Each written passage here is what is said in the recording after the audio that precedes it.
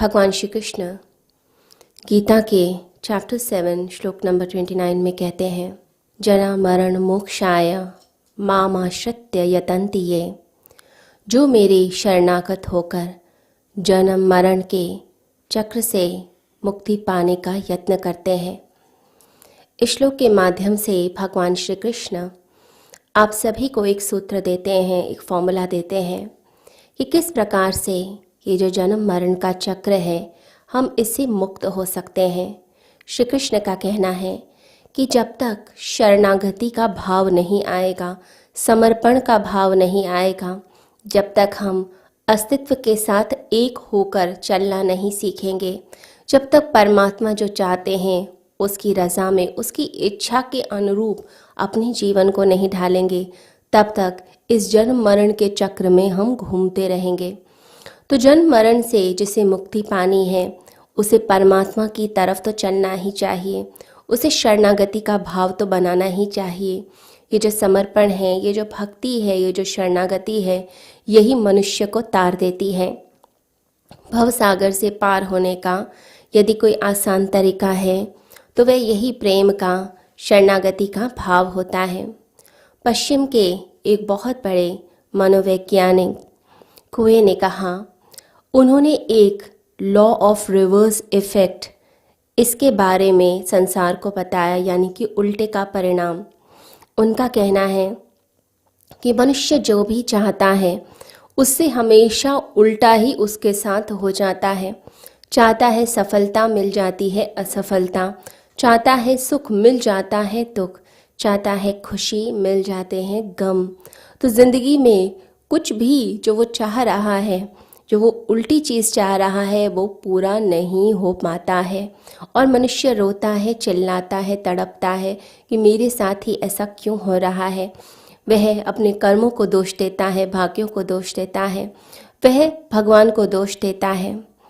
तो जो व्यक्ति एक चाह के साथ चल रहा है, इच्छा के साथ चल रहा है, यानी कि वह अस्तित्व के विपरीत खड़े हो गया, उसकी मर्जी के खिलाफ खड़े हो गया है। और जब अस्तित्व के, एग्जिस्टेंस की मर्जी के हम खिलाफ चलने लग जाते हैं तो अस्तित्व तोड़कर रख देता है, फिर वो आगे नहीं जाने देता है। तो जब हम कोई चाह, कोई इच्छा, कोई चीज़, कोई आकांक्षा या कामना बना लेते हैं तो फिर उसके बाद क्या होता है कि पूरी तरह से हम अस्तित्व के खिलाफ ही हो गए। ये अस्वीकृतियाँ हैं कि जो हमें दिया गया है हम उससे खुश नहीं हैं, जो रिश्ते हमें दे दिए गए हम उनसे खुश नहीं हैं, जैसा जीवन हमें मिल गया हम उससे खुश नहीं हैं, हमारे आसपास की जो परिस्थितियाँ हैं हम उससे खुश नहीं हैं, हमें कुछ और करके दो। तो लोग क्या करने लगे हैं, लोग मकान बदल देते हैं, घर बदल देते हैं, गाड़ी बदल देते हैं, चीज़ें बदल देते हैं, हम उनसे खुश नहीं हैं, नौकरी बदल देते हैं कि हमें यहाँ अच्छा नहीं लगता, कहीं और हमें जाना है। और अब तो लोग रिश्ते भी बदलने लग गए हैं, कहते हैं हम इस रिश्ते से ही खुश नहीं हैं, इस रिलेशनशिप से खुश नहीं हैं, हमें तो कुछ और चाहिए। वो जो कुछ और की बात मन में आती है, जो चाह आती जाती है, वो आपको न जाने कहाँ लेकर चली जाती है, आपको पता भी नहीं चलता। तो ज़िंदगी से ऐसा व्यक्ति हमेशा अनहैप्पी रहता है, यानी कि हमेशा दुखी रहता है, कभी संतुष्ट नहीं रहता। तो संतुष्टि कब आती है, जब जो स्थितियाँ होती हैं, जो चीज़ें हैं, जो लोग हैं, हम उनमें खुशी मनाना शुरू कर देते हैं, यानी कि हम उनको स्वीकार करने लगते हैं। परम आस्तिकता का भाव होता है, परम स्वीकार का भाव, यानी कि हमने सब चीज़ों को एक्सेप्ट किया। तो जो लोग बहुत ज़्यादा संतुष्ट नहीं, असंतुष्ट हैं, दुखी हैं, उन्हें सबसे पहले तो चीज़ों को एक्सेप्ट करना सीखना चाहिए। लोग अपने शरीर से भी दुखी होते हैं, अपने आप से दुखी होते हैं, इसलिए डिप्रेशन में भी जाते हैं।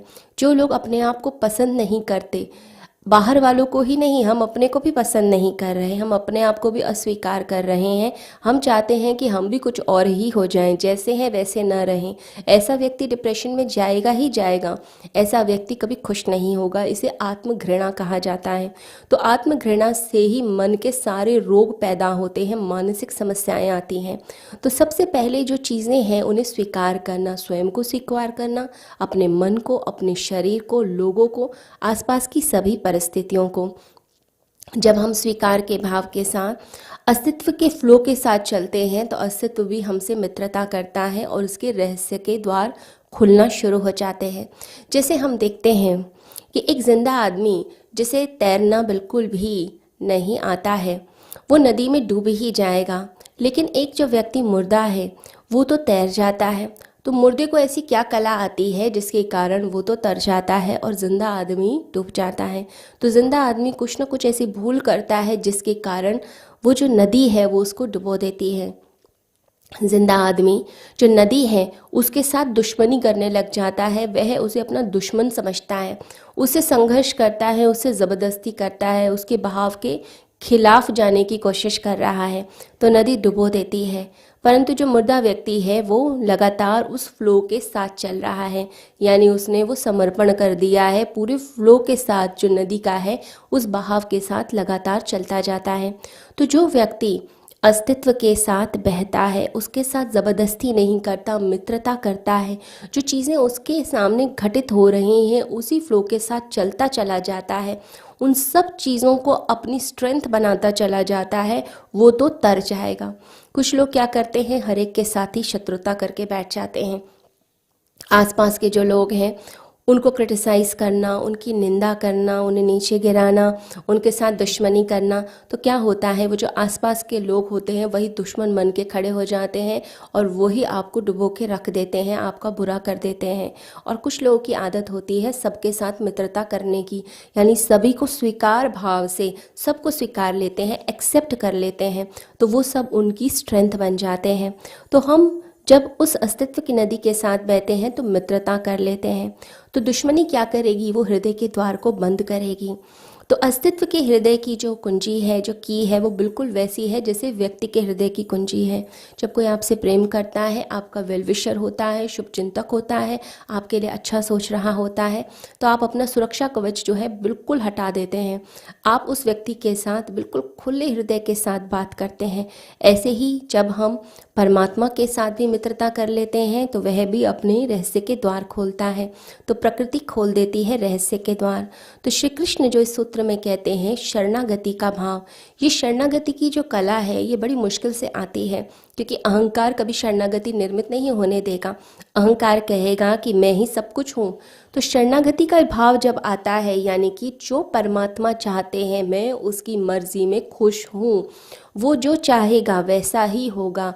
ऐसा नहीं जैसा हम करते हैं कि जो हमारी मांग पूरी हो गई, हमारे अनुकूल हो गया तो हम खुश हो जाते हैं, हमारे प्रतिकूल हो गया तो हम दुखी हो जाते हैं। भक्त जो होता है जिसमें शरणागति का भाव है वो तो स्वीकार के साथ चलता है। तो हम किसी चीज़ को धक्का नहीं दे रहे, हम उसे अपनी तरफ खींच रहे हैं। कहते हैं स्वामी राम जब अमेरिका गए तो वहाँ पर एक ऑफिस में जब वह प्रवेश कर रहे थे तो उन्होंने ज़ोर से दरवाजे को धक्का दे दिया। अब जितनी ज़ोर से दरवाजे को धक्का देते, जितना संघर्ष करते, उतना दरवाज़ा जो है वो दीवार की तरह खड़ा हो जाता, यानी खुलता नहीं। फिर उन्होंने ध्यान से पढ़ा, उस पर लिखा हुआ था पुल, पुश नहीं लिखा हुआ था, पुल लिखा था, यानी कि अपनी तरफ खींचो। तो उन्हें अपनी भूल का एहसास हुआ। तब से उन्होंने कहना शुरू करा कि परमात्मा का जो द्वार है उसमें भी ये नहीं लिखा पुश यानी धक्का, उसमें लिखा हुआ है अपनी तरफ खींचो। तो अपनी तरफ जो खींचने की कला होती है वह समर्पण की, शरणागति की कला होती है, जिसे श्री कृष्ण समझा रहे हैं। जब बारिश होती है तो पहाड़ सूखे रह जाते हैं और झीलें भर जाती हैं। क्यों भर जाती हैं? क्योंकि वो जो खड्डा है, वो जो पात्रता है वो खींचती है अपनी तरफ, प्रेम खींचता है अपनी तरफ। जब हम प्रेम के भाव में होते हैं तो हम परमात्मा की शक्तियों को खींचना शुरू कर देते हैं। परमात्मा की शक्तियाँ हमारे ऊपर बरसने लगती हैं। जिसने पात्रता ही नहीं बनाई, जो खींच ही नहीं रहा, जो हर चीज़ को अस्वीकार कर रहा है, जो दिया है सबको दूर करता है, धक्का मारता है, उसके साथ कभी कुछ नहीं होता। इसे शिष्य का मतलब कहा जाता है जो सीखने को तैयार है, जिसने अपने पात्र को रेडी कर लिया है, जो सीख रहा है। फिर उसे किसी एक से सीखने की ज़रूरत नहीं, वो तो प्रकृति की हर चीज़ से, हर वस्तु से सीखना शुरू करता है। हमने दत्तात्रेय के बारे में सुना है कि उनके 24 गुरु थे। तो जो व्यक्ति सीख रहा है, जो झुकने की कला जान गया, समर्पण की कला जान गया, वो प्रकृति की हर छोटी छोटी चीज़ से सीखना शुरू करता है। और जब वो सीखता चला जाता है तो उसके अंदर वो अमृत आने लग जाता है, जिस अमृत की खोज में हम भटक रहे हैं। तो जो सत्य की खोज है, अमृत की खोज है, उसमें सबसे बड़ा जो फॉर्मूला है, सूत्र है, भगवान श्री कृष्ण बता रहे हैं समर्पण का, शरणागति का। इसी के कारण ही हम जन्म मरण के चक्र से मुक्ति पा सकते हैं। और इसमें जो सहायक होते हैं वो हमारे गुरु होते हैं। गुरु के माध्यम से ही हम ऐसे भाव तक पहुंच पाते हैं। अगर आप ऐसे गुरु से मिल जाते हैं तो उनके प्रति श्रद्धा से हाथ जोड़कर उनके सभी वचनों को अपनी ज़िंदगी में उतार कर अपनी ज़िंदगी को धन्य बनाइए। सभी को हरिओम।